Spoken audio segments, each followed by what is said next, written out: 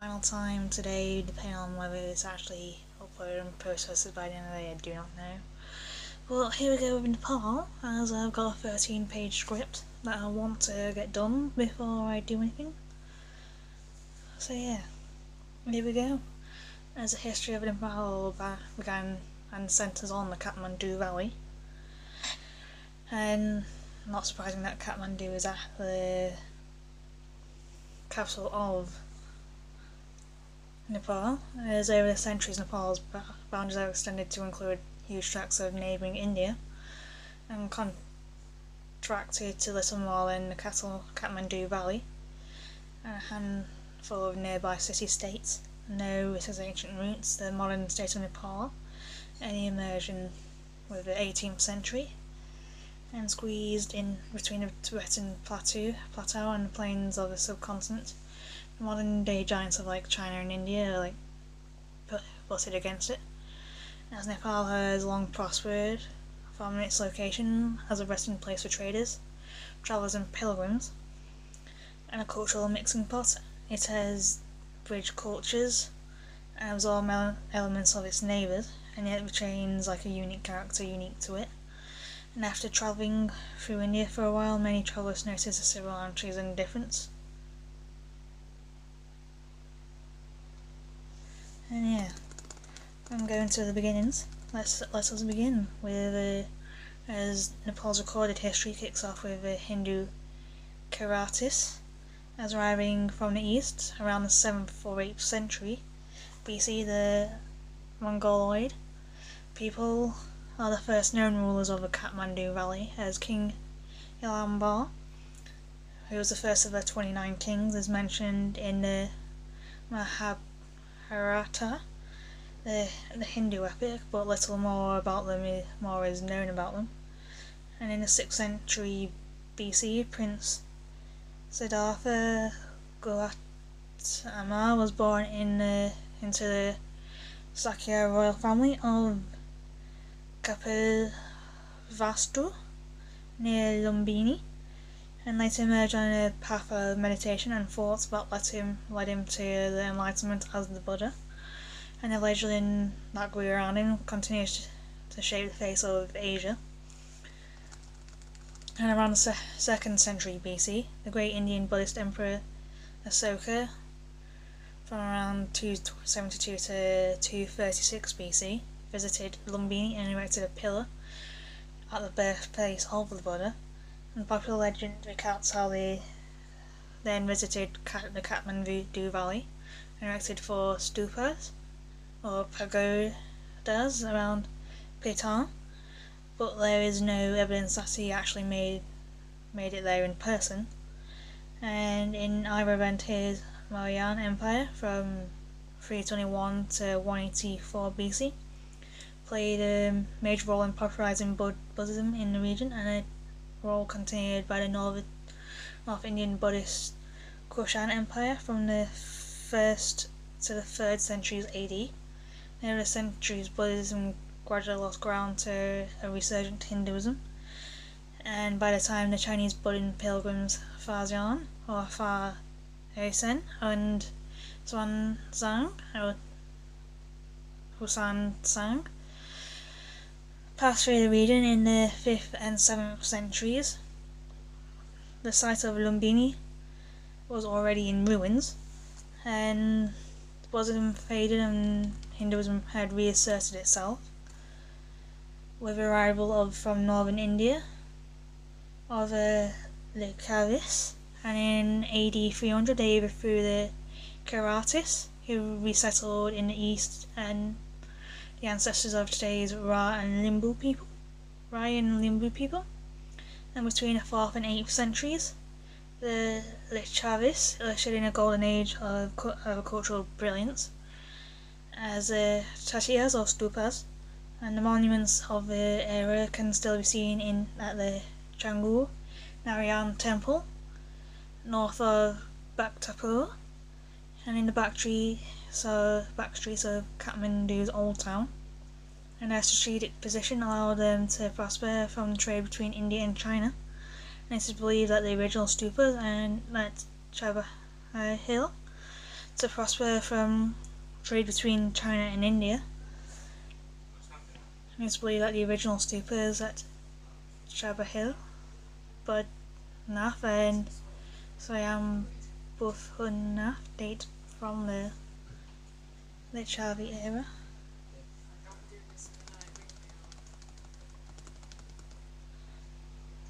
There's a Sulvarman, the first Tokhari king.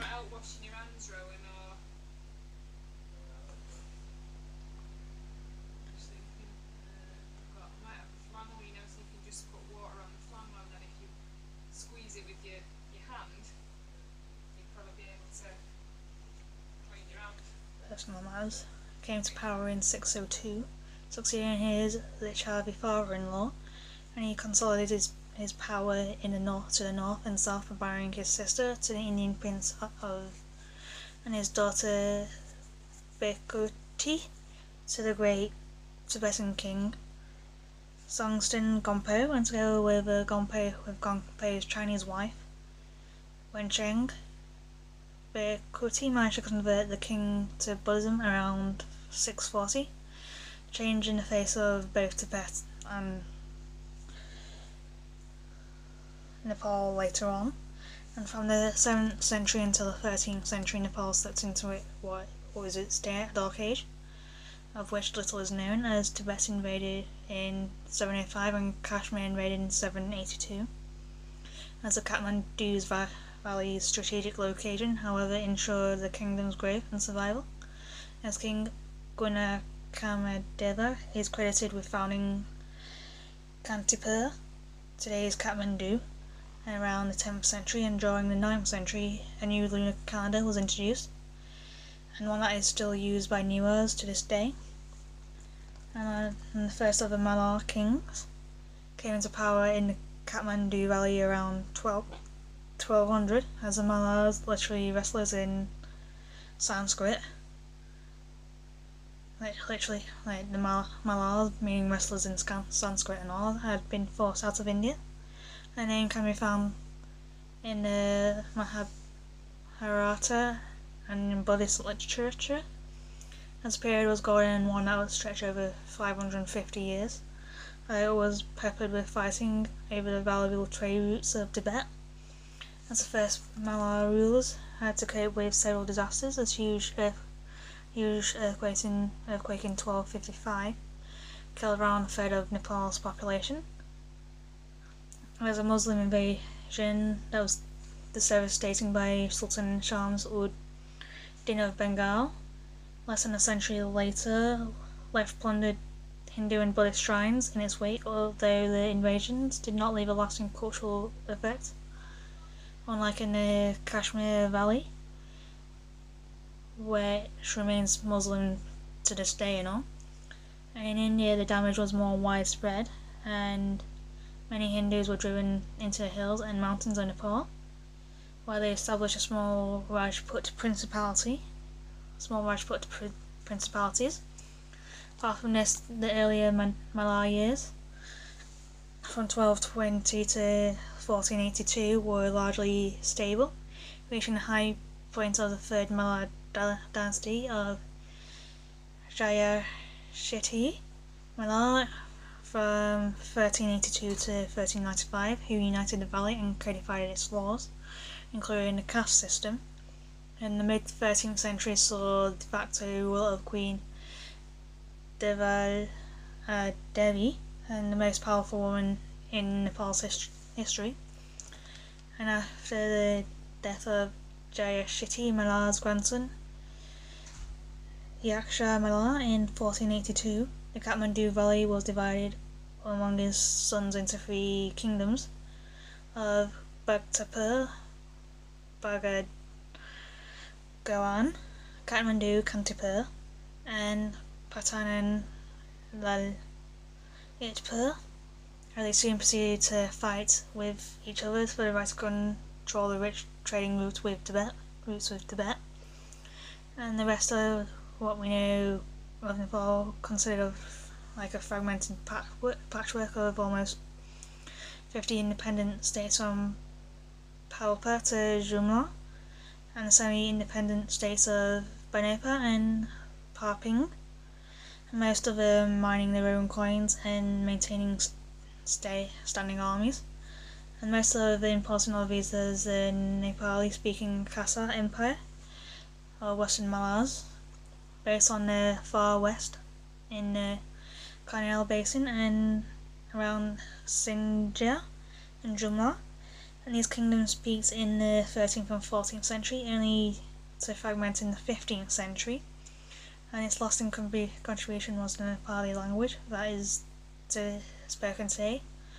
as a unifying national language. As Nepal's most profound export was perhaps the architecture, and as in the 13th century Nepali architecture, Arinkar travelled to Lhasa and the Mongol capital in Beijing, bringing with him the design of a pagoda, and thus changing the face of religious temples across India, across Asia and all. As a rivalry between the three kingdoms of the Kathmandu Valley found its expression in the arts and culture which flourished in their competitive climate, as the outstanding collections of exquisite temples and buildings in each city's Durbar Square are testament to the huge amounts of money spent by the rulers to outdo each other. As the building room was financed by trade, and everything from musk and wool to salt, Chinese silks, and even yak tails. As the Kathmandu Valley stood at the departure point for two separate routes into Tibet, be via the Banepa to the northeast and Rasuwa and the Kairong Valley near Langtang in the northwest. And traders would cross the jungle-infested Terai during winter to avoid the virulent malaria, and then wait in Kathmandu for the mountain passes to open later that summer, as Kathmandu grew rich and its rulers converted their wealth into gilded pagodas and ornately carved royal palaces. In the mid-17th century, Nepal gave the right to mint Tibet's coins using Tibetan silver, and further enriching the kingdom's coffers. And in Kathmandu, the King Pratap Mala from 1641 to 74 oversaw the city's cultural high point with the construction of the Hanuman Dorka Palace and the Rani Lokari Pond, and the first of several subsequent pillars of it featured a statue of the king facing the protective temple of Tereju, who the Malars had adopted as their protective deity. In the mid-17th century also saw the high point of the building of Patan, and around 1750 King Jaya Prakash Malar built Kathmandu's Kumari temple. Not long afterwards came the Nayatapala temple in Pakatapur, literal high point of the pagoda-style architecture in Nepal, and the Malar era shaped the religious as well as artistic landscape, introducing dramatic chariot festivals of Indrajata and Makendranath. The Malar kings showed up their positions by claiming their reincarnations of the Hindu god Vishnu and establishing a cult of Kumari as a living goddess whose role it was to bless the Malars' rule during an annual celebration. As the cosmopolitan Malar also absorbed foreign influences, as the Indian Mughal court influenced Malar dress and painting, presented the Nepalis with firearms, and introduced a system of land grants for military service, a service system which would have a profound effect in the later years, as Persian terminology was introduced to the court administration. And in 1729, three kingdoms sent presents to the Queen Court in Beijing, which from then on viewed Nepal as a tributary state. And in the early 18th century, Capuchin missionaries passed through Nepal to Tibet, giving the West first descriptions of an exotic Kathmandu, but change did not come from abroad, as a storm was brewing inside Nepal. And it's just 100 kilometers to the east of Kathmandu, as it took more than a quarter of a century of conquest and consolidation, but by 1768, Prithvi Narayan Shah, ruler of the tiny hilltop kingdom of Gorkha, halfway between Pokhara and Kathmandu, stood poised at the edge of the Kathmandu Valley, and about to realise his dreams of a unified Nepal once again, as Prithvi Narayan had taken the strategic hilltop fort of Nawakot in 1744, and this blockaded the valley after fighting off reinforcements from the British East India Company. And in 1768 the Shah took Kathmandu, sneaking in while everyone was drunk during the Indra Jatra festival, and a year later he took Kiritipur, and finally, after three failed attempts, and a terrible retribution of his troops, hacked around 150 pounds of noses and lips off the Kiritipur's residents, and unsurprisingly, resistance throughout the valley quickly crumbled, and in 1768 he advanced on the three Mala kings, who were quivering in Bhaktapur, ending the Mala rule and unifying the Nepal. And the Shah moved his capital from Gorkha to Kathmandu, establishing the Shah dynasty, which rules to this day, and with its roots in Rajput kings of Chittor. Shah died just 6 years later in Nawakot, but is reserved to this day as the founder of a nation.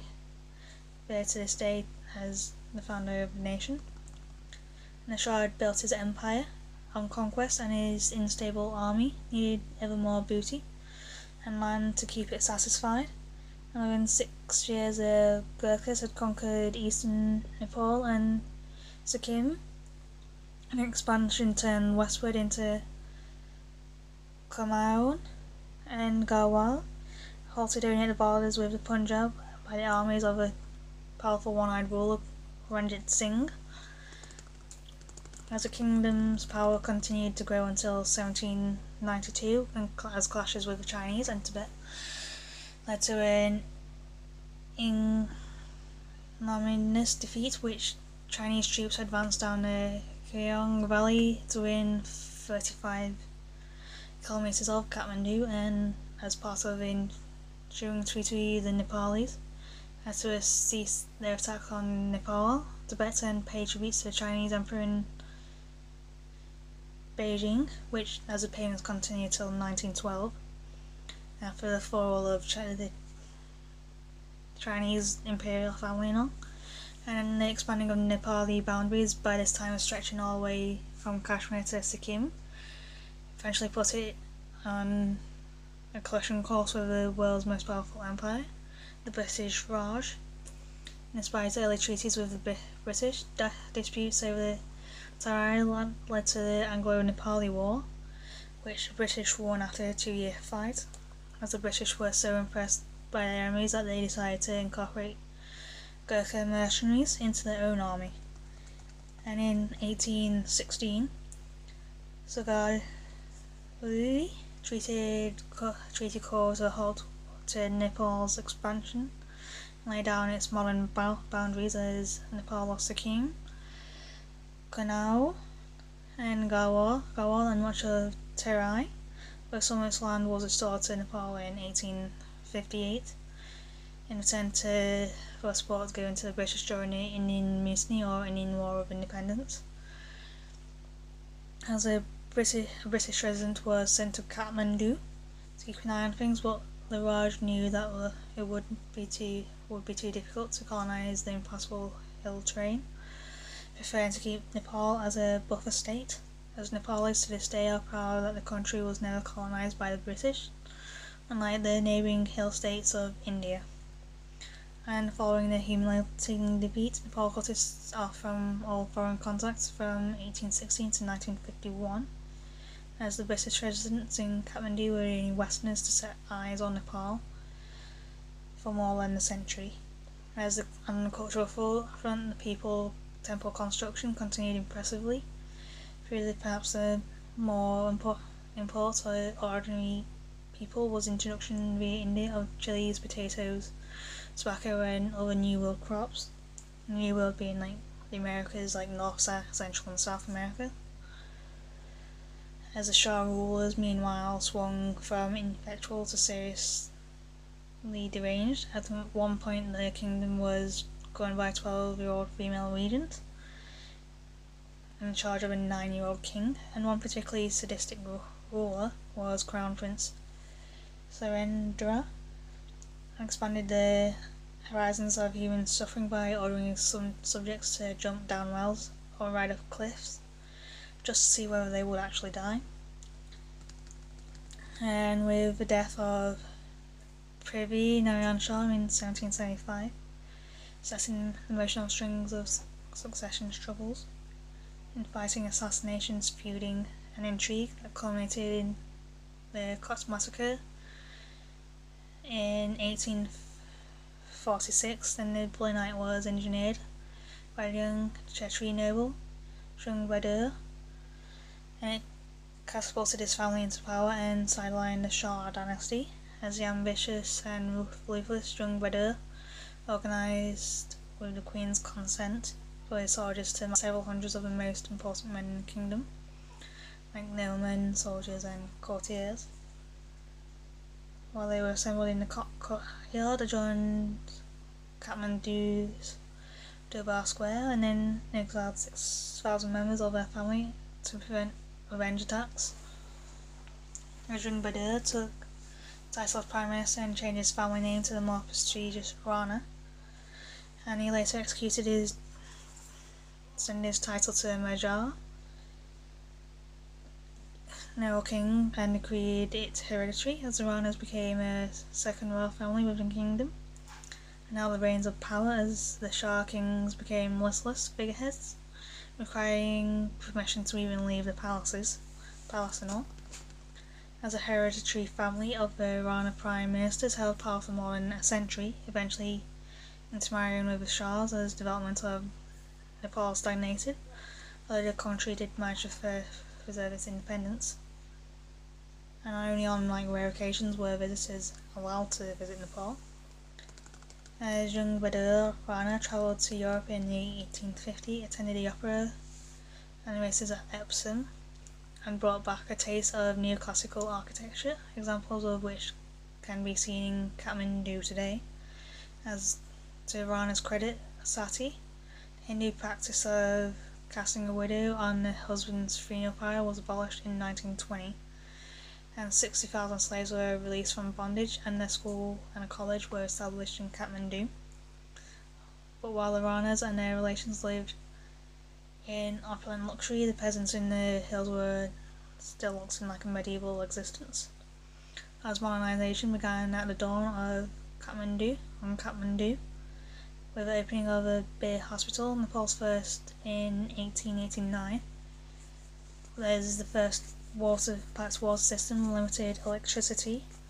and the construction of a huge Singar Durbar palace. And in 1923, Britain formally acknowledged Nepal's independence, and in 1930 the Kingdom of Gorkha was renamed the Kingdom of Nepal, reflecting the growing sense of national consciousness. An arrival of the Indian Railway line at the Nepali border greatly aided transportation of goods, but the sound of death knell for the caravan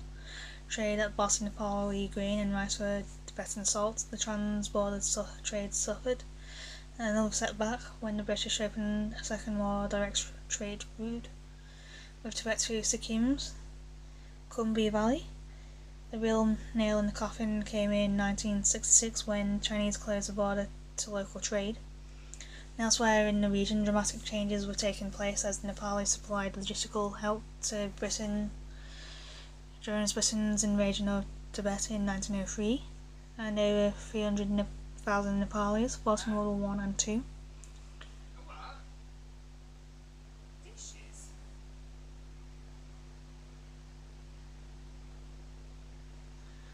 As 13 Victoria Crosses were awarded, Britain's highest military honour for their efforts.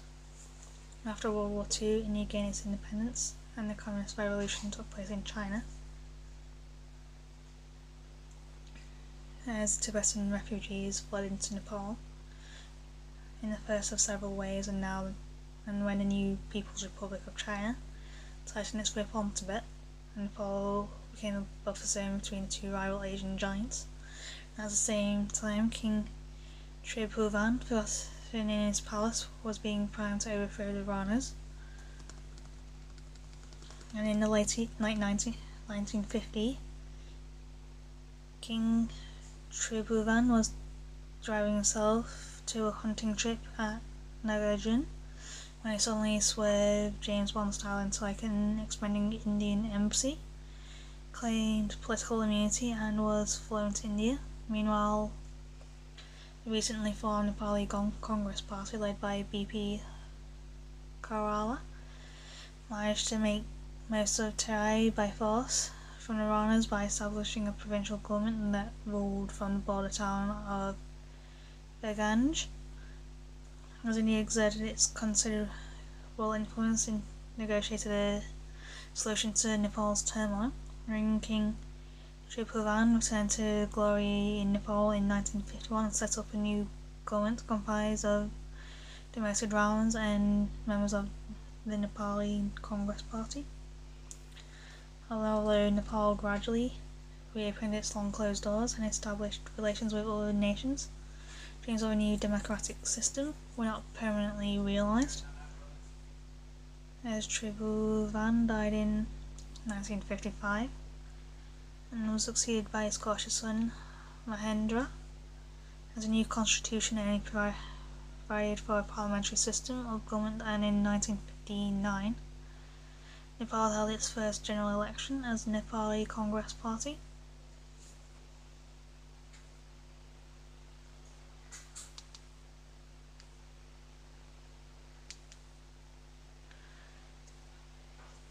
One clear victory, and BP Karala became the new Prime Minister, and in the late 1960s, however, the King decided the government wasn't to his taste after all.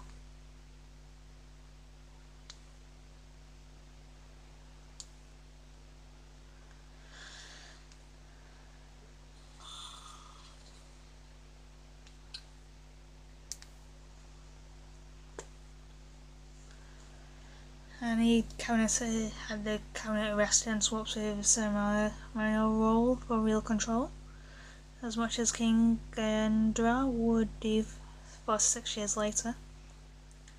And in 1960, Mahendra decided that the partyless indirect Panchayat council system of government was more appropriate to Nepal, as the real power remained with the king, and chose 16 members of the 35-member national panchayats and appointed the Prime Minister and his cabinet, as political parties were all but banned. As Mahendra died in 1972 and succeeded by his 27-year-old British-educated son Virendra, Nepal's hippie community was unceremoniously booted out of the country when visa laws were tightened in the run-up to Birendra's constitution in 1975. Simmering discontent with corruption, the slow rate of development, and the rising cost of living erupted into violent riots in Kathmandu in 1979 as the King Birendra announced a referendum to choose between the Panchayat system and one that would permit political parties to operate, and the result was 55 to 45% in favour of a Panchayat system, as democracy had been outvoted, as Nepal's military and police apparatus were the least publicly accountable in the world, and strict censorship was enforced. And mass arrests, torture and beatings of suspected activists were documented, and leaders of main opposition, the Nepali Congress, spent years between 1960 to 1990 in and out of prison. And during the time, they were impressive movements towards development, like in education and road construction, and with a number of schools increasing from 300 in 1950 to 40,000 by 2000, but the relentless population growth, as Nepal's population grew from 8.4 million in 1954 to 26 million in 2004, cancels many other advantages, turning Nepal from an exporter to a net importer of food within a generation, and widely accepted that a huge proportion of foreign aid was routinely creamed into royal and ministerial accounts. And during the time, over 1 million hill people moved to the Terai, search of land, and several million crossed the border to seek work in India. As Nepalis are able to cross the border and work freely in India, creating a major population shift in favour of a now malaria-free Terai. And in 1989, the communist states across Europe crumbled into a pro-democracy demonstrations occupied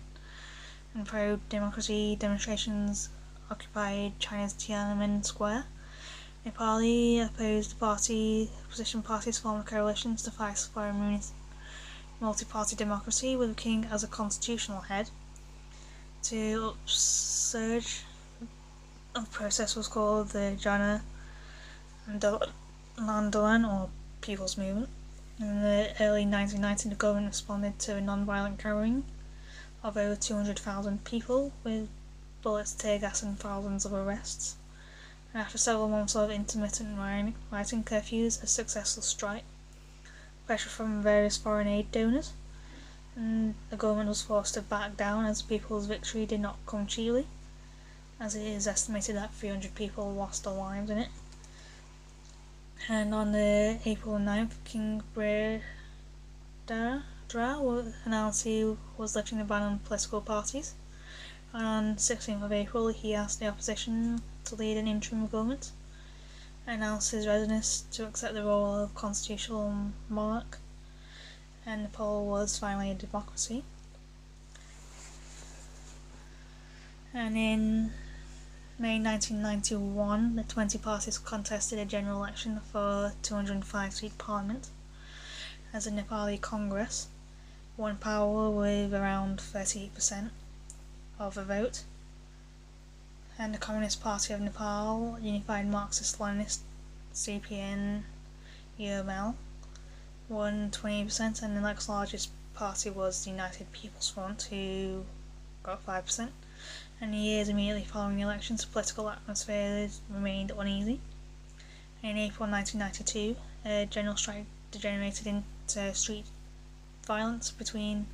protesters and police and resulted in a number of deaths. And in late 1994, the Nepali Congress government, led by GP Kerala, brother of BP Kerala, called a mid-term election, and no party won a clear mandate, and a coalition between the CPN, UNL and the third major party, the Rastriya Prajantra Party, RPP, awed Panchats and the support of the Nepali Congress, and this was one of the few times that the world that a communist government had come to power by a popular vote.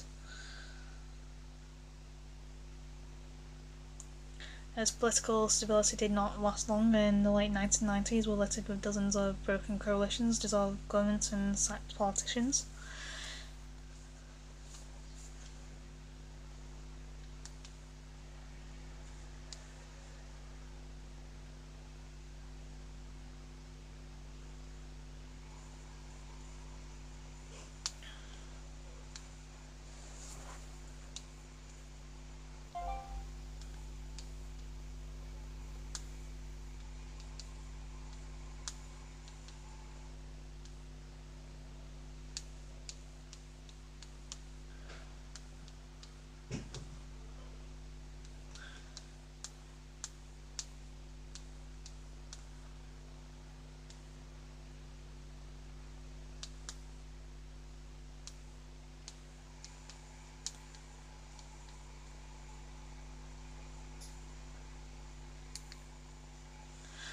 Sorry, friends going on holiday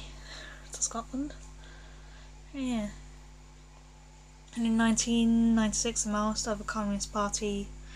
of Nepal, fed up with government corruption and failure of democracy to deliver improvements to the people, and the dissolution of the communist government, declared a people's war, and the insurgency began in the poor regions. While the far western gathered momentum, but was generally ignored by the politicians. As the repercussions of the nonchalance finally came to a head in November 2001, when the Maoists broke the ceasefire and an army barracks was attacked in west of Kathmandu. And after a decade of democracy, seeing that increasing number of Nepalis who living in the countryside were mostly disillusioned. On the 1st of June 2001, the Nepali psyche was dealt with a huge blow when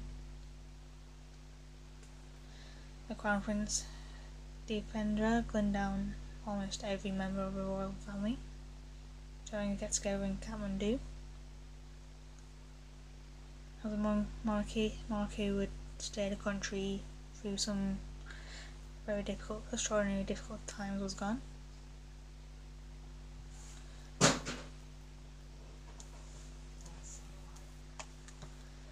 As when the shock of the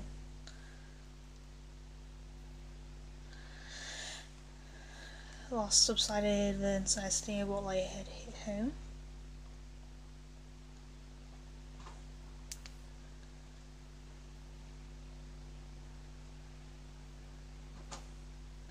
As we enter the 21st century, so the political situation of the country turned from bad to worse. As Prime Minister was sacked and replaced in 2000, 2001, 2002, 2003, 2004 and 2005, making it a total of 9 governments in 10 years, as fragile positions of Nepal politicians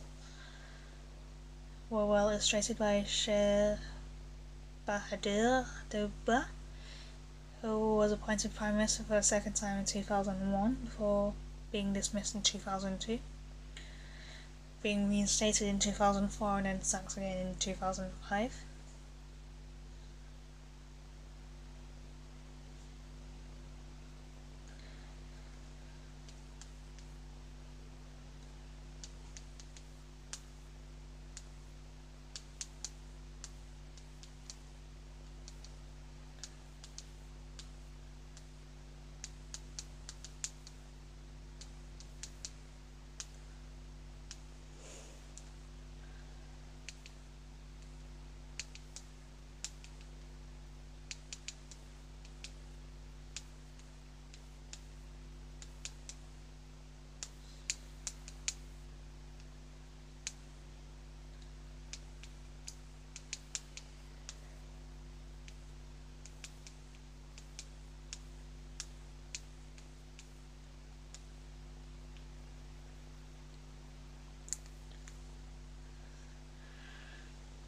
And thrown in jail for corruption charges and then being released.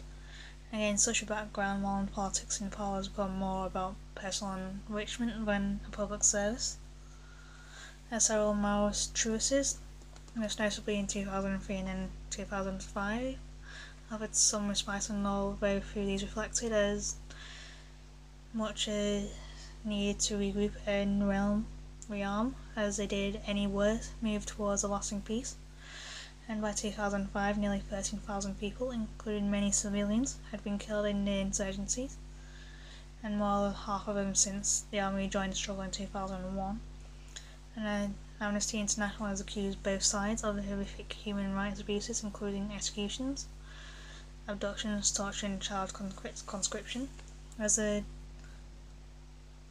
Maoist insurgency has ironically only worsened the plight of the rural poor and diverted much needed government funds away from development, and causing aid programs to suspend activity due to security concerns until there is a real social change and economic development in the countryside. and frustration fueling Nepal's current insurgency looks set only to continue, as Nepal's 12-year experiment with democracy faced a major setback in October 2002, when the sour-faced King Gyanendra, frustrated with the political stalemate and continued delay when holding national elections, dissolved the government, as Gyanendra again dissolved government in February 2005 amid a state of emergency, promised to return democracy within 3 years, and the controversial king has not helped by his dissolute son and heir, Paras, who allegedly has been involved in several drunken hit-and-run accidents, one of which killed a popular Nepali singer, and the entry into the World Trade Organization in 2004 as the creation of a regional South Asian free trade agreement in 2006 may offer some long-term economic advantages, but the country remains deeply dependent on foreign aid, and which makes up about 25% of the state budget, and over 2/3 of Nepal's total development budget, as the aid industry has come under increased criticism for failing to generate economic and social development. As has been expected, in recent years have seen a move away from the mega projects of the 60s and 70s to smaller scales community cooperation and microfinancing, as everything changed in 2006 when parliamentary democracy was grudgingly restored by the king following days of mass demonstration, curfews and deaths of about 16 protesters. As the next month was nearly restored, parliamentary reduced the kings were a figurehead, ending power of the royal Shah lineage had enjoyed for over 200 years. As removal of the king was a price required to bring the Maoists and the negotiating table, and a peace accord was signed later that year. What was remarkable, as the Maoists achieved a majority in the elections in April 10th, 2008, and a month later Parliament abolished the monarchy by margin, and in 560 votes to 4, ending the 240 years of royal rule, as the former Maoist territory became cabinet minister, members of the People's Liberation Army joined the Nationalist Army, and an interim constitution was drafted to help bind the former guerrillas into political mainstream. A renewed optimism in the political process was palpable throughout Nepal, and by 2008 a new government was formed, with guerrilla leaders Pushpa Kamal Dahal, known by his nom de guerrilla Prachada, which means the face, as Prime Minister, and Dr. Baburam Bhattacharya as Finance Minister. Ironically, the People's Armed Struggle was led by two high caste intellectuals, and there had been plenty of political instability, calls for greater representation by groups such as the Madhesi of the Terai, who make up about 35% of the population and live in the most productive and industrialised parts of the country, have resettled into a familiar pattern of economic blockades, political violence, and are only the beginning of many possible claims, as political violence has continued to simmer in the Terai, and the wounds of the people will take a long time to heal, as over 1,000 Nepalese remain unaccounted for. Victims of political disappearances or simple murder and finding justice for these crimes may prove elusive of sorts, and moreover, after 40 years or so and over $4 billion in aid, over 6% of its development budget, Nepal has remained one of the world's poorest countries, with 7 million Nepalese lacking adequate food or basic health or education, as Nepal has one of the lowest health spending levels and the third highest infant mortality rate in the world, as the majority of Nepalis have continued directly with their rural lives until the government delivers real social change and economic development in the countryside, and the frustrations of few of Nepal's recent political violence remain unresolved. it's like after coming, it's like 25 to 11 at night, and yeah, it's like I've spent 45 minutes talking about history and all. And I'm going to say end of part 1 and do part 2 tomorrow with tomorrow's countries. Hopefully they won't be quite as long. And yeah, bye for now.